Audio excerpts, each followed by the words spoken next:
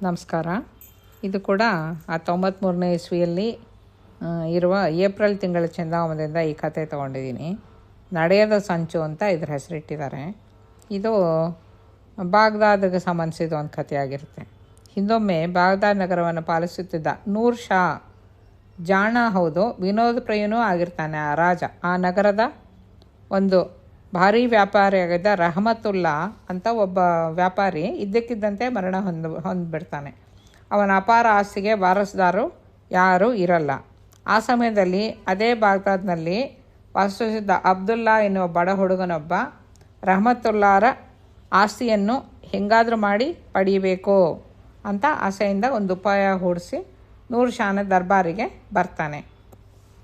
ಅಲ್ಲಿ ದರ್ಬಾರಿನಲ್ಲಿ ನೂರ್ ಶಾಗೆ ಸಲಾಂ ಮಾಡುತ್ತಾ, ಜಹಪನ, ಇತ್ತೀಚೆಗೆ ಈ ನಗರದಲ್ಲಿ ಮರಣ ಹೊಂದಿದ ವ್ಯಾಪಾರಿ ರಹಮತುಲ್ಲಾ ಆಸ್ತಿಗೆ ಯಾರೂ ವಾರಸುದಾರರು ಇಲ್ಲ ಎನ್ನುವ ಮಾತು ಸುಳ್ಳು.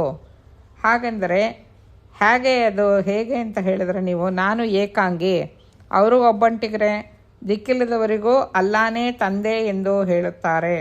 ಅಂದ ಮೇಲೆ ಮೃತನಾದ ರಹಮತುಲ್ಲಾ ನನ್ನ ಸೋದರ ತಾನೇ.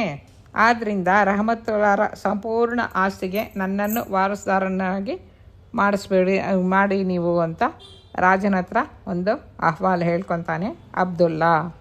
ಅದನ್ನು ಕೇಳಿದ ಖಲೀಫಾ ನೂರ್ ಶಾ ಮುಗುಳ್ನಕ್ಕು, ನೀನು ಹೇಳುವ ಮಾತು ಸತ್ಯ, ನಿಮ್ಮಣ್ಣನ ಆಸ್ತಿ ನಿನಗೆ ಸೇರಲೇಬೇಕು ಅಂತ ಹೇಳಿ ಅಧಿಕಾರಿನ ಕರೆದುಬಿಟ್ಟು ರಹಮತುಲ್ಲಾನ ಆಸ್ತಿಯಲ್ಲಿ 1 ಕಾಸು ತೆಗೆದು ಅವನ ಸೋದರನಾದ ಈ ಬಡ ಹುಡುಗನಿಗೆ ಅಬ್ದುಲ್ಲನಿಗೆ ಕೊಡುವಂಥ ಅಧಿಕಾರಿಗೆ ಆಜ್ಞಾಪಿಸ್ತಾನೆ, ಈ ಥರ ಮಾಡು ಅಂತ.